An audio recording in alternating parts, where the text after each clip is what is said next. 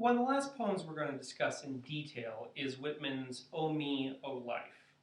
Begun in 1865, 1866, right after the Civil War ended, it expresses a lot of the turmoil that Whitman was feeling at the end of the Civil War, that his poetry had failed to affect anyone, reach anyone, cause anyone to make any kind of mental or metaphysical jump, and also his anguish over the pain and suffering he had seen during the war. It begins, O me, O life, the questions of these recurring, of the endless trains of the faithless, of cities filled with the foolish, of myself forever reproaching myself, for who more foolish than I, and who more faithless, of eyes that vainly crave the light, of the object's mean, of the struggle ever renewed, of the poor results of all, of the plotting and sordid crowds I see around me, of the empty and useless years of the rest with the rest me intertwined.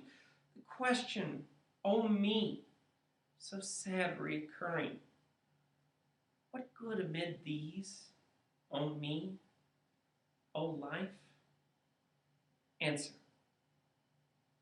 that you are here, that life exists, and identity. The powerful play goes on, and you may contribute a verse.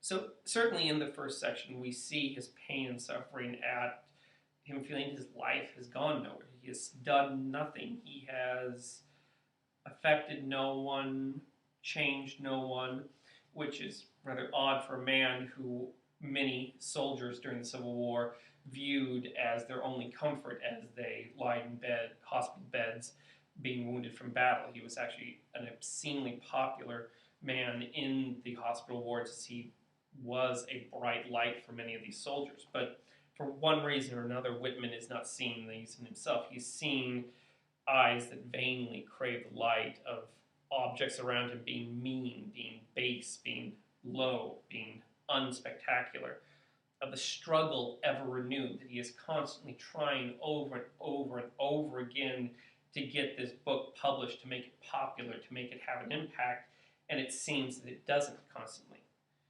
Of the plotting and sordid crowds I see around me, and that he's seeing everyone around him not getting it, not seeing the beauty in life, not making any kind of point to their life, and he's reproaching himself for being just as bad as them. So what good is his life amongst all of this? And he finds an answer, that you are here, that life exists, that life is an answer in and of itself, and identity.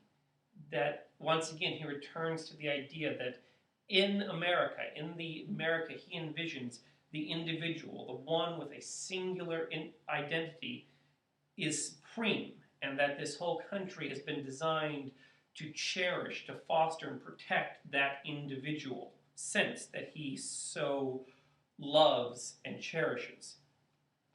That the powerful play goes on. And this here is a reference to Shakespeare in As You Like It, that all the world's a stage and we're all but players in it. That life is this grand play and we have a part to play in it. And that you may contribute a verse.